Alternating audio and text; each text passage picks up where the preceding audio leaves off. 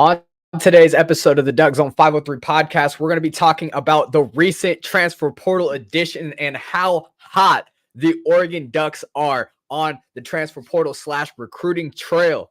I'm your host, Dominiqk Peterson. This is the DuckZone503 Podcast, where we talk all things Oregon football. You know what it is, people. Let's get into it. Welcome to the DuckZone503 Podcast, talking all things Oregon football, with your host, Dominiqk Peterson. Let's go.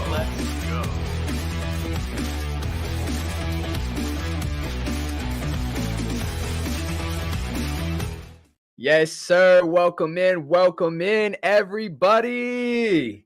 What a day to be a Duck. Let's go, Ducks, taking over the transfer portal world, taking over the recruiting world. This is what Dan Lanning does. This is Dan the man. This is what he does, guys. Welcome in. Today is Monday, December 18th, 2023, and I am happy to be with you, everybody. I give you guys weekly podcasts on all things Oregon football, recruit interviews coming soon with the players. Going to try to get as many recruits, as many players that Oregon is targeting onto the channel so we can talk with them, what they're excited about being a Duck, what they're excited about coming onto the team.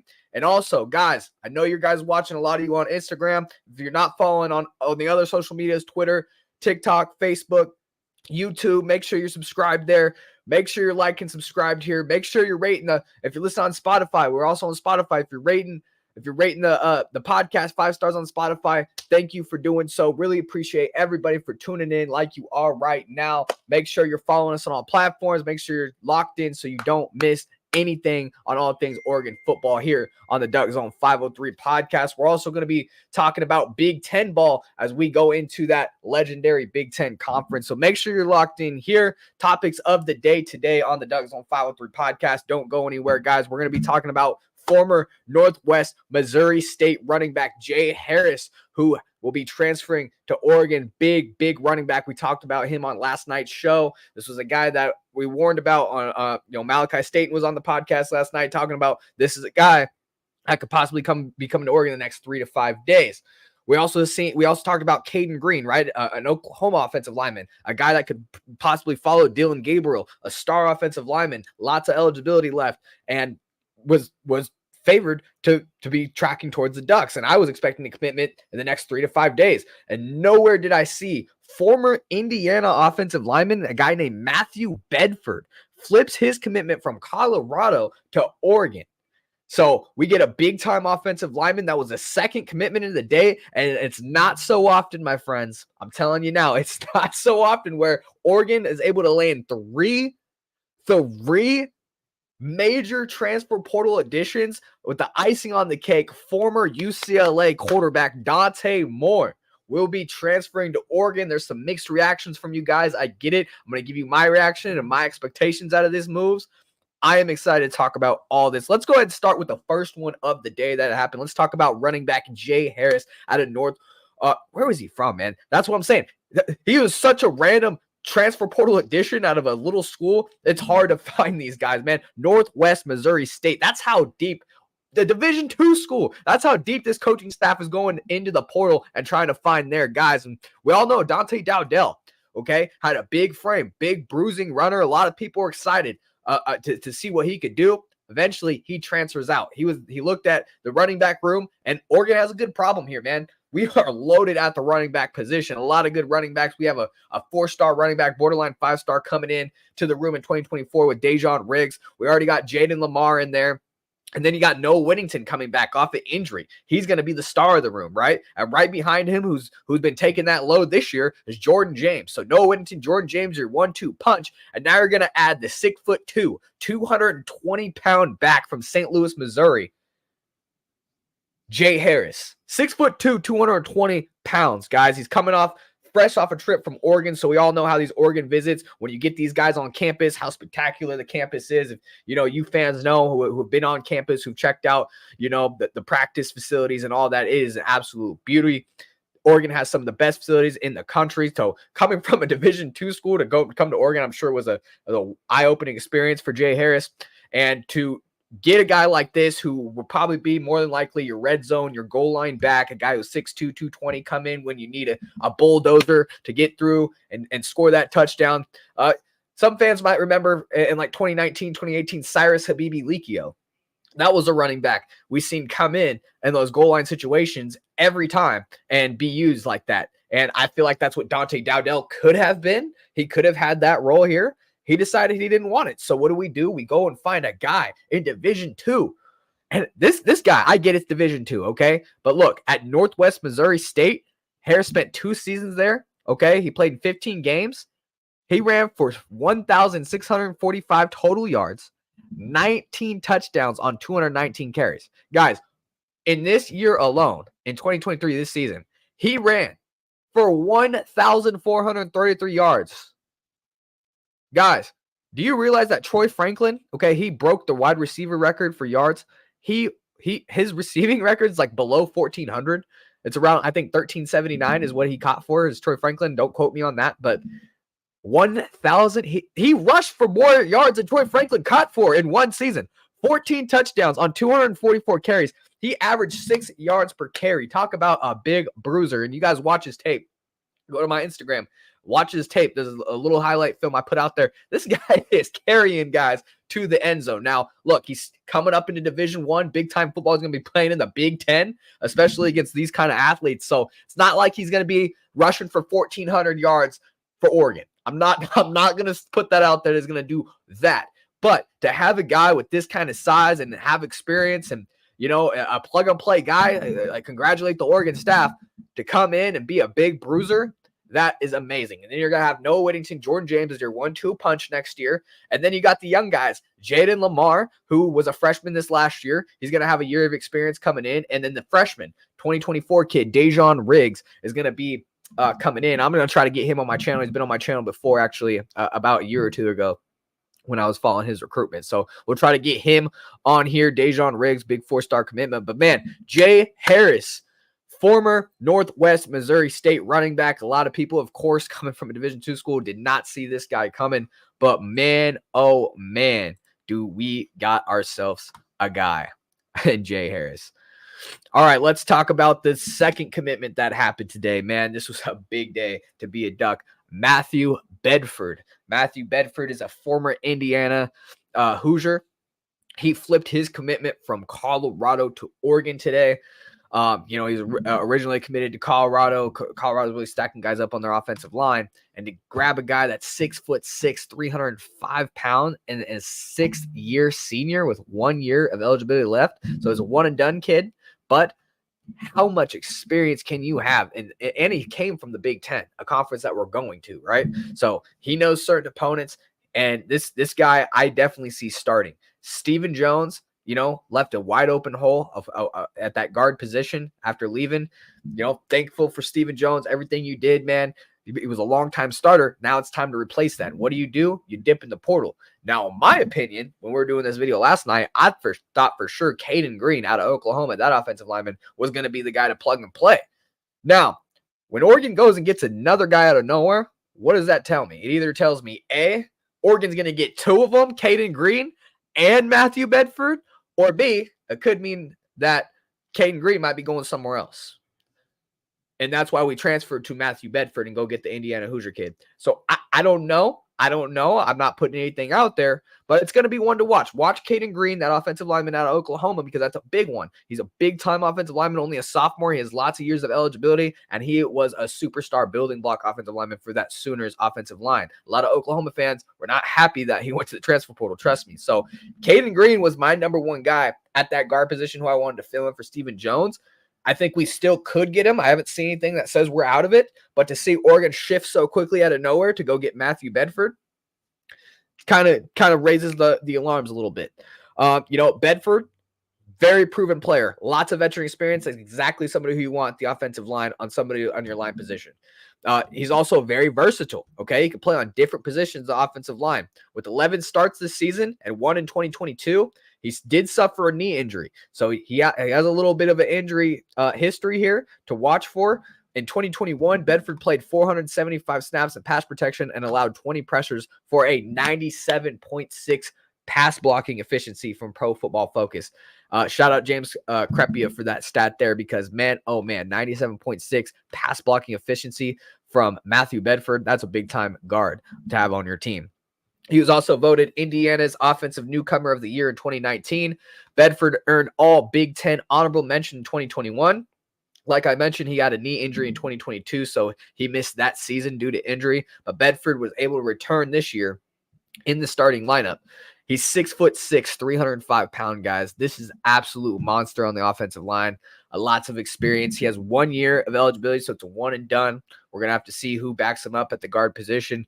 Those injuries seem well put behind him. He had a big-time year this year. So hopefully he keeps performing the way he does in his last year of college football coming to Oregon. And then the one that everybody wants to talk about, man, Dante Moore. Former UCLA quarterback Dante Moore will transfer to Oregon.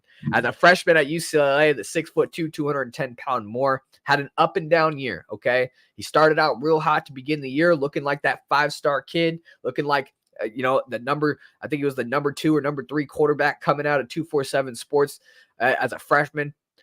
And he was once committed to Oregon, but he wanted to play immediately. All that hype got to him, and I've been saying this on my podcast. Look, I don't know Dante Moore. I don't talk to him. But as a young kid, I remember being there coming out of high school and having a lot of confidence on my shoulders, just being me as a male, right?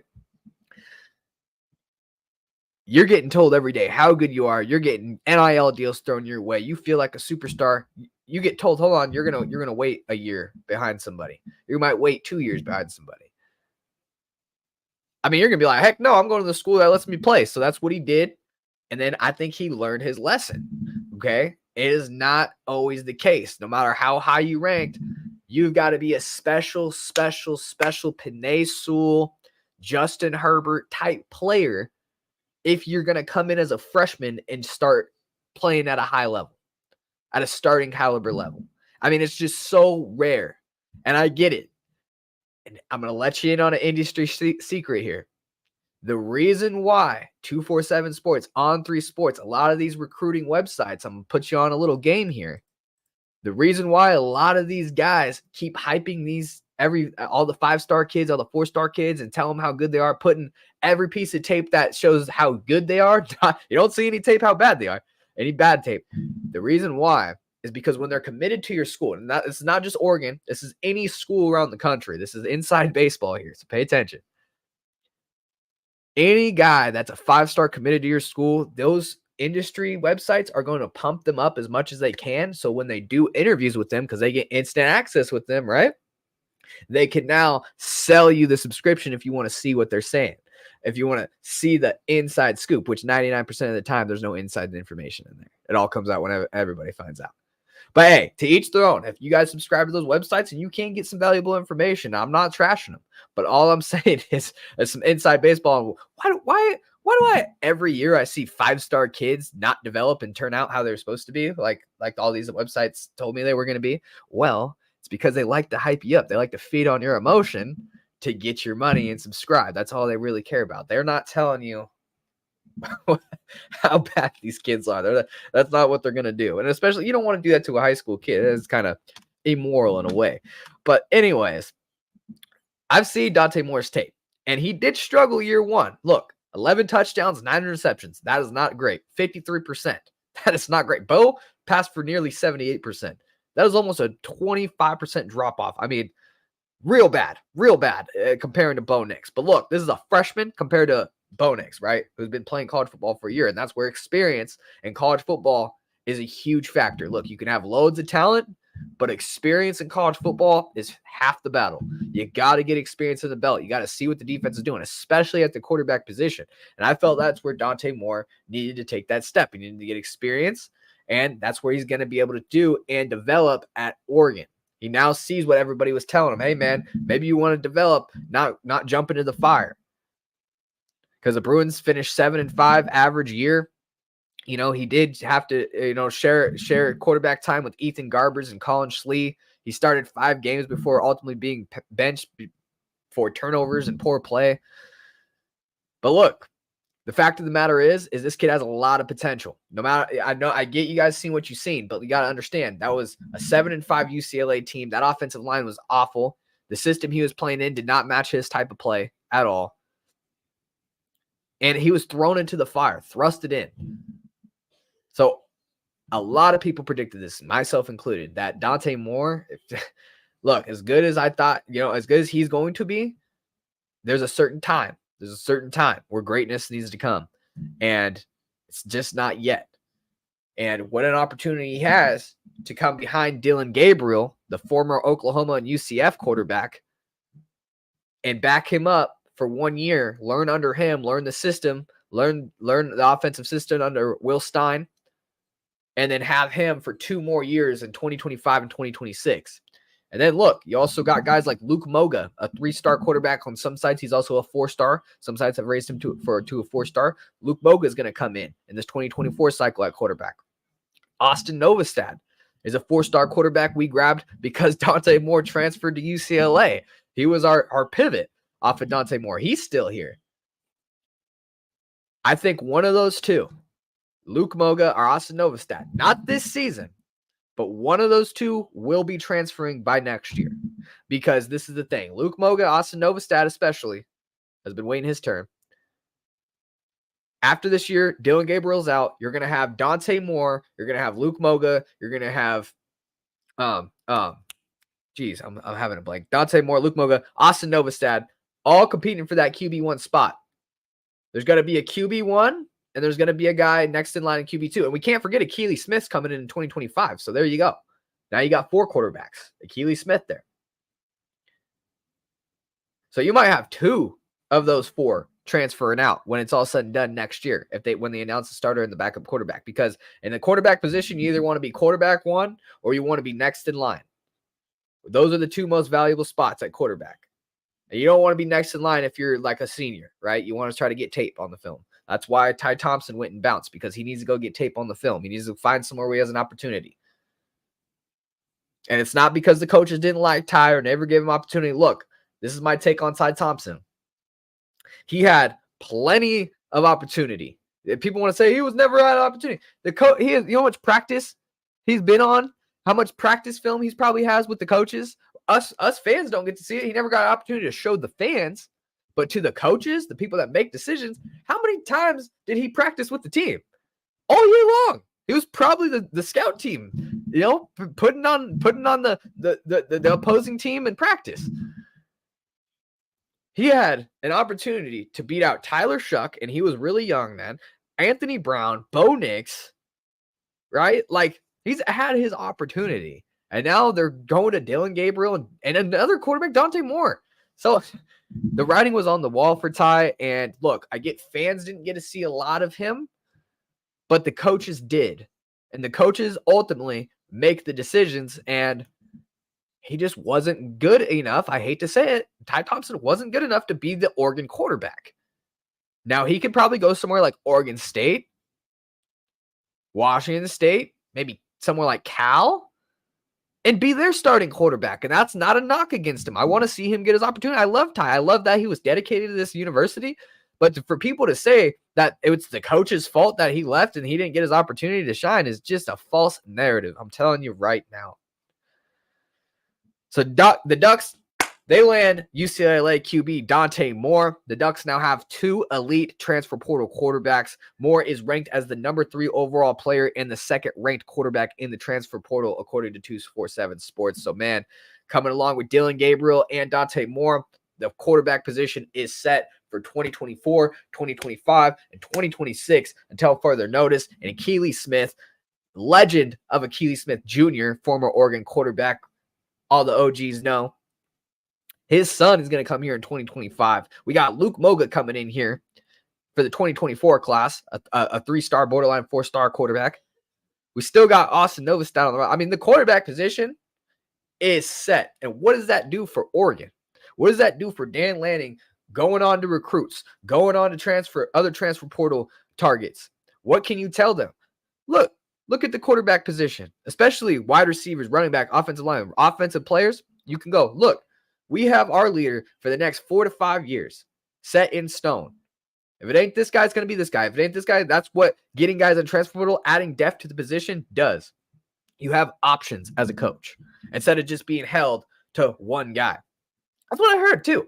Why are we going after Dante Moore? What do we need another quarterback for? We got all these quarterbacks. Guys, do you not understand that quantity equals competition and competition equals the best of the best? How do you think Alabama, Georgia, these teams that have won national championship after national championship, how do you think they improved their rosters?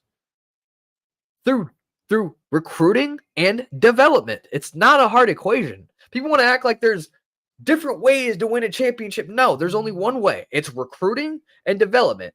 And now in this day and age, you need NLI and or NIL, and you need to hit the transfer portal a little bit.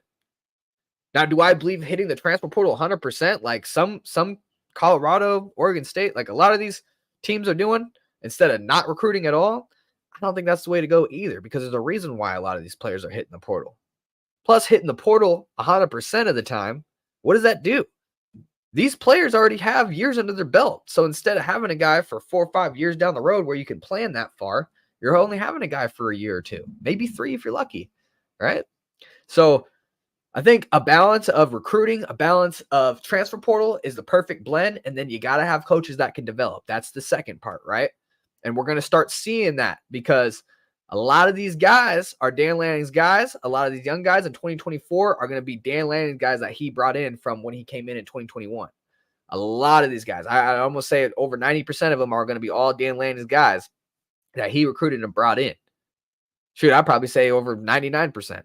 I don't think there'll be one Mario recruit left, to be honest with you. So it's going to be interesting. It's going to be fun. I think the quarterback position is set. Oregon gets 3 big running back recruits. Former Northwest Missouri State running back Jay Harris, who stands 6'2", 220 pounds, comes down to the backfield. That's going to be a big-time bruiser in the running back position. Then we got Mathew Bedford, former Indiana offensive lineman, who stands 6'6", 305 pounds, 6-year senior, 1 year of eligibility. It's going to be awesome to get him. 97.6% pass blocking efficiency rating from Pro Football Focus from him. And then we got Dante Moore. Just talked about him. Dante Moore, another elite transfer portal quarterback. Oregon grabs 2 of them from the portal. What a way to do it if you're the Ducks and Dan Lanning. Guys, this video is brought to you by Mojo Fantasy. If you don't know Mojo Fantasy, you need to know about it right now. It's a crazy new app that turns sportsbook odds and selections into fantasy contests. Guys, here's how it works. There are thousands of NFL and MLB player props. You build a portfolio, and the better your portfolio performs, the more cash you win. Pick as many props as you want and try to beat the crowd. It's a whole new way to play fantasy. The props act like stocks, so you can buy and sell live all game long. It's the only fantasy app. You won't find this on any other fantasy app that lets you bet on sports. It's the only one that lets you make moves after the game starts. So when the game tips off and you got a bet locked in, guess what? You can change it on Mojo Fantasy. So you're not stuck with a bad pick. You can cash in on a hot start or just hang on and let them ride. Cash contests are based on real sportsbook odds. Get the same live player prop selection odds and cash outs as Mojo's New Jersey Sportsbook. You can trade sports just like stocks. You guys control the action. Ride your picks, cash out, or enter new positions instantly. And there's no house advantage. This is my favorite part of the app, is because you're not playing against the casino. You're playing against other people in the lobby. And if you know ball better than them, you know what guys are hot at what time, you're going to win some money, climb the leaderboards. That's it, guys. Make picks, make moves, make money. Download now Mojo Fantasy on the Apple App Store and use my code DuckZone for a 100% deposit match up to $100 for your first time deposit. Link in the description for more. If you're watching on Instagram, link in the bio for more. Go ahead there and gamble responsibly, folks.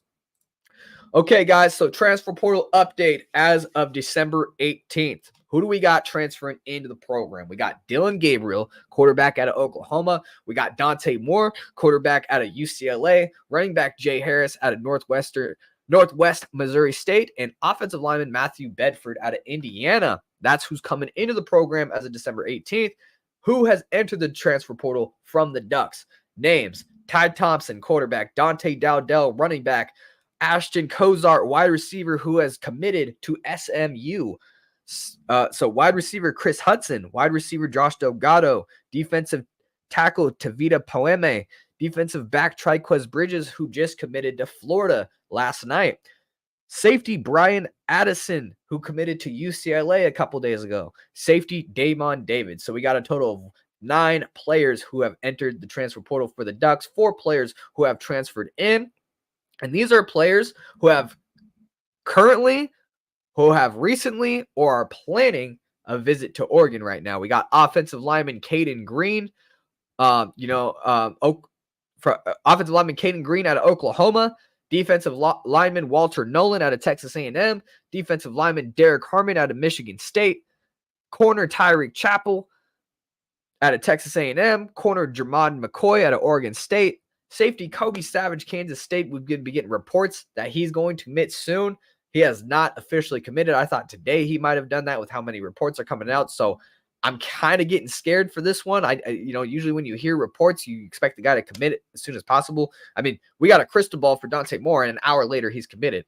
It's been almost 48 hours now where I've heard that Kobe Savage from Kansas State, the safety, is going to commit to Oregon, and he's yet to do it. So this is something to watch here. I don't know, what's going on, but there's official reports that he's heavily leaning to Oregon and that he's still going to commit. Just keep an eye on safety Kobe Savage of Kansas State, safety Corey Ellington of Mississippi State, and kicker Sir Atticus Sappington III. What a name. Sir Atticus Sappington III. Wow. Out of Oregon State, a kicker.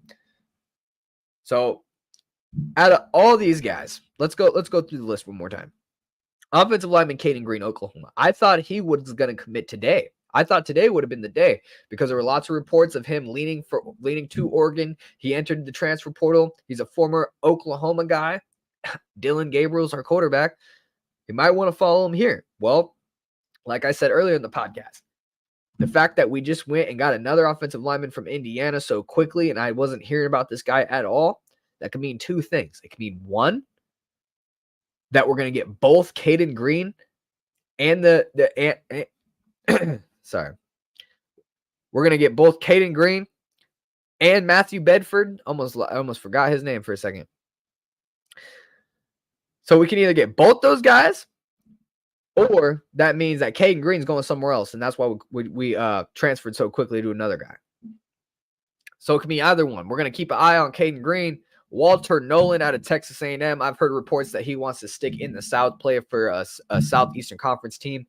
And there are multiple crystal balls for him heading to Ole Miss. He was the number 1 overall transfer portal player in the transfer portal. So when I heard reports of him visiting Oregon, I was very excited. But it looks like that visit didn't go well or something. I don't know. But he looks like he wants to stay closer to the South. That's where he's from. So that's where Walter Nolan, he might be headed to Ole Miss there.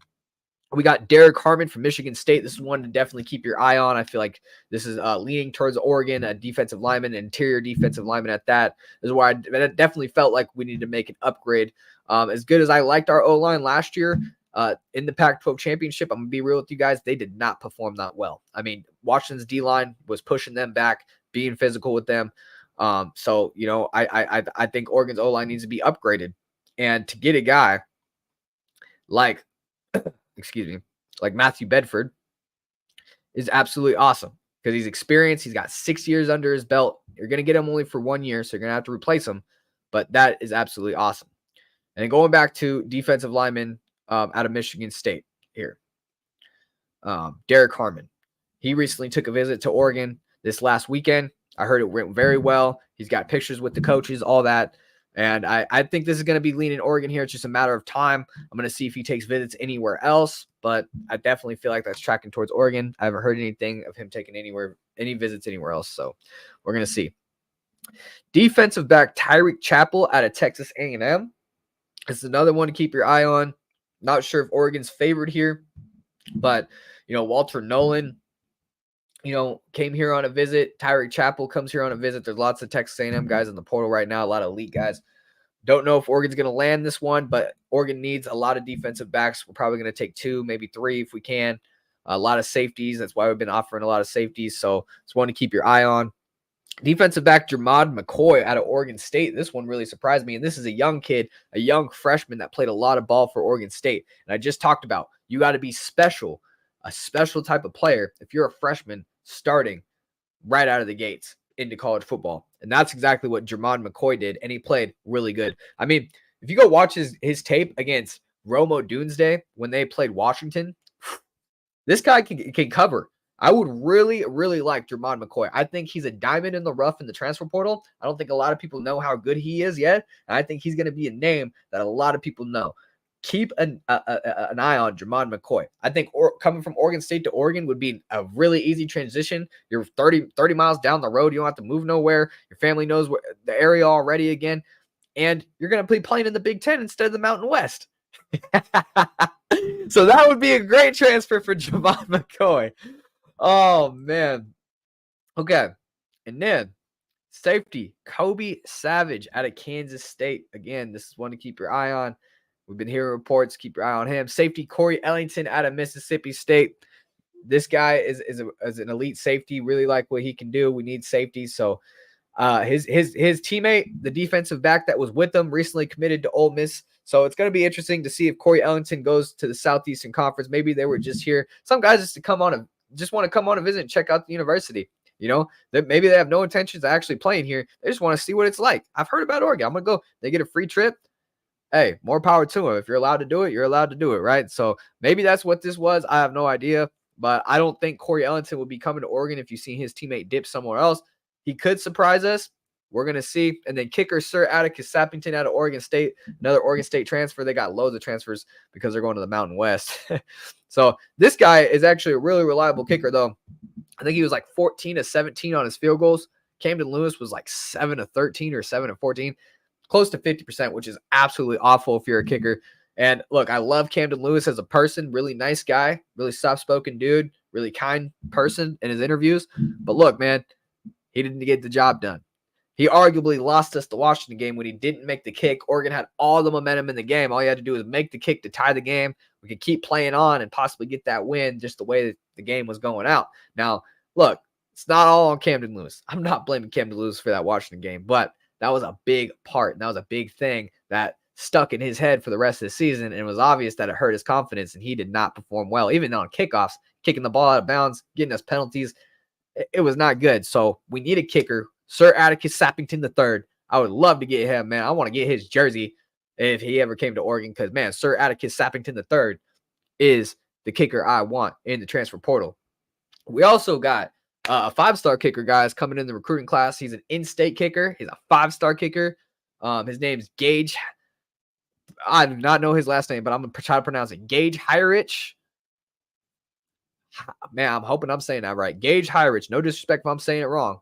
But he's a 5-star kicker out of West Lynn. Shout out in-state guys coming out of Oregon. But I've seen tape, man. He's kicking it from the 50 and the 60. I mean, this guy is making it in high school. Now that's not in a game. He's by himself practicing kicks, making 50, 60-yard field goals, but still a high school kicker. So we can grab him and him. We'll be set on special teams next year because it was kind of a struggle this year for the Ducks. Oh man. All right, guys. So if you're listening to this, I really appreciate everybody for tuning in. I really hope everybody subscribe to the podcast on YouTube. I know a lot of you watch on Instagram, on the Instagram Live. Appreciate if you do. But if you can, please go hit the link in my bio. Go hit that like and subscribe button on YouTube. Trying to get to 2,000 subscribers. We hit 1,000 this year. Trying to hit 2,000 by when the season starts. That's our goal. So please hit that like and subscribe button. Guys, if you're a Spotify listener, you're listening on Spotify right now, please rate the podcast 5 stars. Really helps out growing the podcast, all that. Weekly podcasts on all things Oregon football. I'm giving you guys recruit interviews with players that Oregon is targeting and giving you the latest updates on all things Oregon football on our social media platforms at DuckZone503. Please go follow us on all our social media platforms for all things Oregon. We talk all things Big Ten ball as well as we enter as one of the newcomers to that great conference. I appreciate everybody for tuning in once again, guys. I'm your host, Dominiqk Peterson. This is the DuckZone503 Podcast. We talk all things Oregon football. If you haven't already, hit that like and subscribe button. I'll see you guys on the next podcast. Go Ducks.